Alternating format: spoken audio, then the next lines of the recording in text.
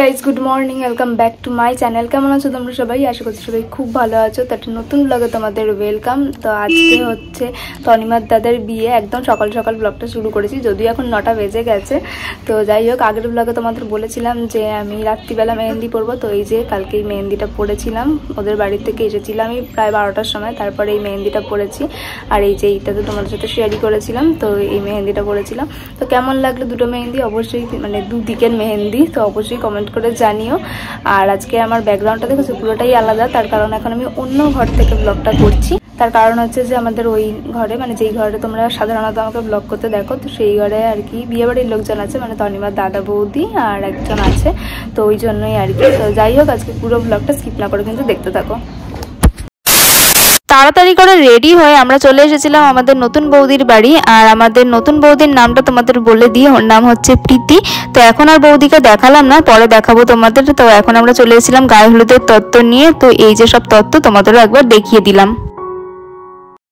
বৌদির বাড়ির থেকে এখন আমরা সোজা চলে এসেছিলাম তনিমাদের বাড়ি। আর এখানে বৃদ্ধির সমস্ত কাজ চলছে, এগুলো তো আমাদের রিচুয়ালস, তো এটাই হচ্ছিল। আর তোমাদের একটা কথা বলে রাখি যে আমরা কিন্তু জল ভরতে পরে গেছিলাম দাদার গায়ে হলুদ ছুঁয়ে নিয়মের জন্য, তারপরে আমরা চলে গেছিলাম হচ্ছে বৌদির বাড়ি। তো তারপর সেখান থেকে এসে আমরা জল ভরতে গেছিলাম। তো দেখো এখন আমরা গঙ্গায়ও চলেছি, আমাদের বাড়ির যেহেতু গঙ্গার একদমই সামনে, তাই আমরা গঙ্গাতেই আসি।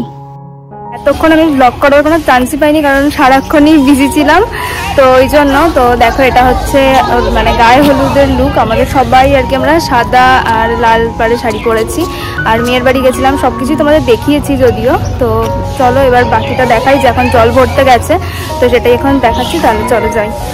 দেখো এখানে তমাদি আর দুই কাকি নেমেছিল হচ্ছে জল ভরার জন্য। তো এখানে ভাটা চলছিল, সেই জন্য আর ক্যামেরাম্যান রিস্ক পাইনি নামার জন্য।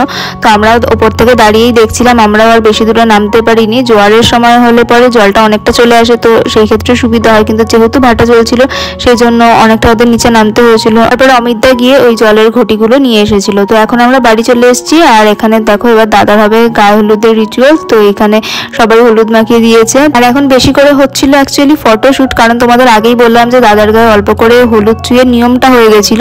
তো এখন যাই হোক, এখানে চলছিল হলুদ মাখানো। আর তনিমা তো মানে পুরো ভূত করে দিয়েছে মনে হচ্ছে, এরকম একটা লাগছে, যদিও অল্প করেই মাখিয়েছিল। কারণ ও বলছিল যে নালে মুখটা কালো লাগবে। আর হ্যাঁ, সত্যি হলুদ মাখলে কিন্তু মুখটা অনেক কালো লাগে। তো যাই হোক, এখানে ওরা সবাই মিলে এরকম মেহেন্দি পরা হাত দিয়ে ফটোশুট করছিল। তো তারপরে এগুলো হয়ে যাওয়ার পরে এবার জল দিয়ে দিয়েছিল মাথায়, তো যেরকম আর কি রিচুয়ালস হয়, তো সেরকমই। তো দেখো এবার এখানে হবে মুচি ভাঙা, মানে পা দিয়ে মুচি ভাঙতে হয় স্নান করার পর। তো যাই হোক, এগুলো করছিল। তারপরে দাদা চলে গেছিল ফ্রেশ হতে। আর এখানে কাকিদেরও মেকআপ আর্টিস্ট চলে এসেছিল, তাই জন্য সবাই তাড়াহুড়ো করে খাওয়া দাওয়া করে নিয়েছিল। A few moments later. তো এখন আমি এসেছি একটু বাড়িতে জিনিসপত্র নিতে, মানে হচ্ছে শাড়িটা নেব আর বান করবো। তো ওই জন্য শাড়িটা মানে দেখাবো ওদেরকে যে ওই শাড়ির সাথে কিরকম কি হেয়ার স্টাইল যাবে, তো সেটা দেখবে, তারপরে চুল বাঁধবো। যাই হোক, তো সারাদিন তো সেরকমভাবে মানে ব্লগ করেছি, বাট সেরকমভাবে কথা বলতে পারিনি, কারণ প্রথমত গান বাজছে আর তার মধ্যে এত তাড়াহুড়ো হচ্ছে। তো ওই জন্য, কারণ বিয়ের লগ্নটা খুব তাড়াতাড়ি, তো ওই জন্য যাই হোক এবার যাই গিয়ে হেয়ার স্টাইলটা করবো। এখন তনিমা করতে বসেছে, তো চলো যাই। তো এখানে সব জিনিসপত্র নিয়ে নিয়েছি, এবার আবার যাবো তনিমাদের বাড়ি। তনিমা এখন রেডি হয়ে গেছে, ও রেডি হয়নি, তনিমার এখন শুধু চুল বেঁধেছে। এই যে দীপা হচ্ছে আমাদের হেয়ার স্টাইলার, আমার জন্য অসুবিধা হবে। তনিমার এখানে হেয়ার স্টাইল হয়ে যাওয়ার পর আমিও বসে পড়েছিলাম হেয়ার স্টাইল করতে। তো হেয়ার স্টাইল করছিলাম আর দীপার সাথে বকবক করছিলাম, কারণ দীপার সাথে আমার বন্ধুত্বটা অনেক দিনেরই, ওই জন্য। তো এখন আমার দেখো হেয়ার স্টাইল হয়ে গেছে। তো দীপা আমাকে চুলটা বেঁধে দিয়েছে। দেখো দীপা আমার হেয়ার স্টাইলটা করে দিয়েছে। ও কিন্তু খুব সুন্দর মেকআপও করে, তোমরা চাইলে করতে পারো, আমি দিয়ে দেবো ডিসক্রিপশনে কন্ট্যাক্ট নাম্বারটা। Thank you.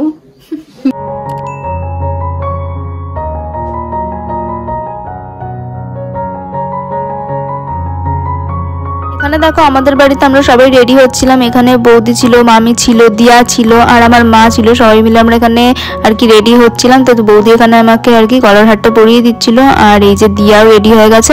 তো আমরা এখন মোটামুটি সবাই রেডি হয়ে গেছি। তোমাদের বললাম যে বিয়ের লগ্ন খুব তাড়াতাড়ি, কিন্তু আমাদের যেতে যেতে কিন্তু অনেকটাই দেরি হয়ে গেছিলো, কারণ বিয়ের লগ্ন অনেক রাত অব্দি ছিল।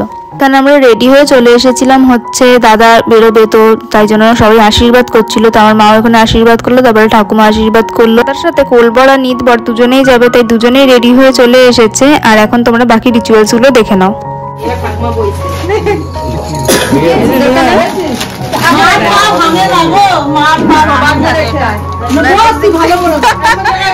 মা পায়ে যদি ব্যথা লাগে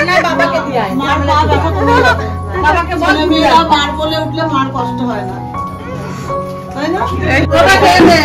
বমি করবে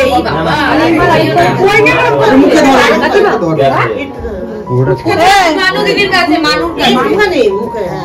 ও এমনি দুধ খেতে পারে না, বমি করে দেবে, ও খাচ্ছে না। এবার আঁচল দিয়া শাড়ির আঁচল দিয়ে মুখ মুছিয়ে দিলাম। কি রাম লিপ বাম গুলো সব জল আছে ঘটিতে। আরেকটা বলে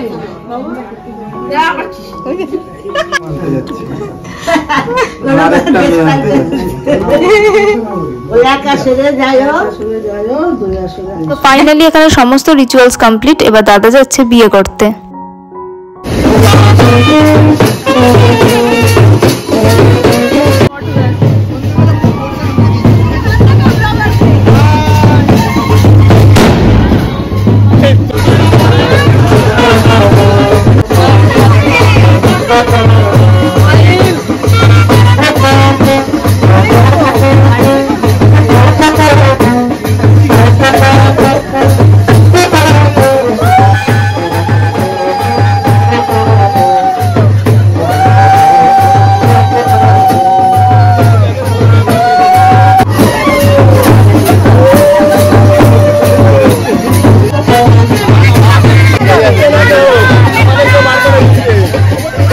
দেখো বরণ কমপ্লিট হয়ে যাওয়ার পর গেট ধরেছে টাকা নেওয়ার জন্য, তো এগুলো তো হয়। তো এই যে আমাদের নতুন বৌদি, এখানে অনেক ভিড় ছিল, তাই জন্য তোমাদের এখন বেশি করে দেখালাম না, তো পরে দেখিয়ে দেবো ভালো করে। কারণ আমি চলে এসেছি এখানে স্টলে কি কি বসেছে সেগুলো দেখতে আর সেগুলো নিয়ে অল্প করে টেস্ট করতে। তো এখানে ছিল হচ্ছে ক্রিসপি চিকেন আর একটা হচ্ছে ভেজিটেবল বল মতন করেছিল, তো ওটা কি নাম আমি ঠিক জানি না। তো যাই হোক ওই দুটো খেলাম আর তারপরে খেয়েছিলাম এখানে ফুচকা। আমি কিন্তু বিয়ে বাড়িতে গেলে খুব একটাও ফুচকা খাই না, কিন্তু এখানে যেহেতু অনেকক্ষণ থাকবো সেই জন্য ফুচকা খেয়েছিলাম। তো এখানে সবাই মিলে গল্প করছিলাম, তারপরে ভাবলাম যে একটা আইসক্রিম খেয়ে আসি।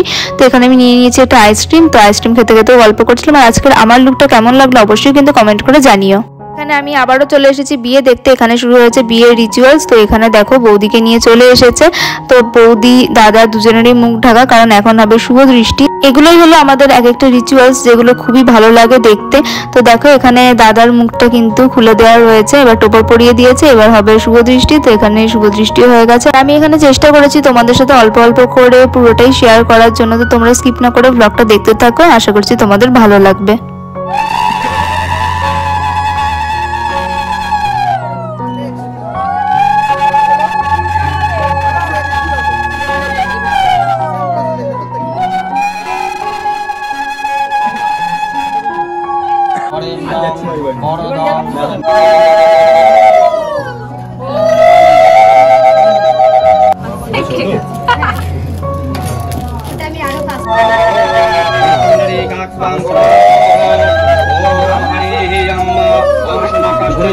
এবার তোমাদের বলি যে এখানে কিন্তু একেবারে বাসি বিয়ের অনুষ্ঠানটাও করে নেওয়া হয়েছিল।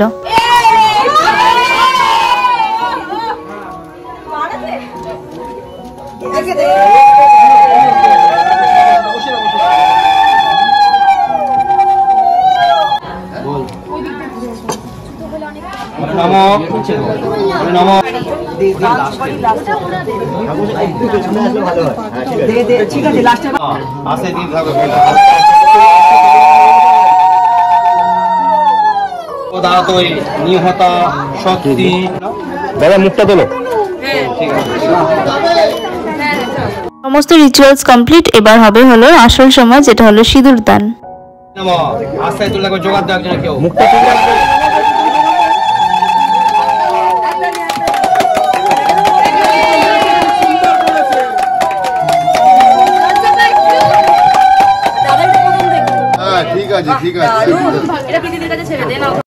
এই যে এই নিতবরের যদি কোনো তোমরা বউ পাও তাহলে অবশ্যই কিন্তু কমেন্ট করে জানিও, তাহলে বিয়েটা দিয়ে দেবো তাড়াতাড়ি।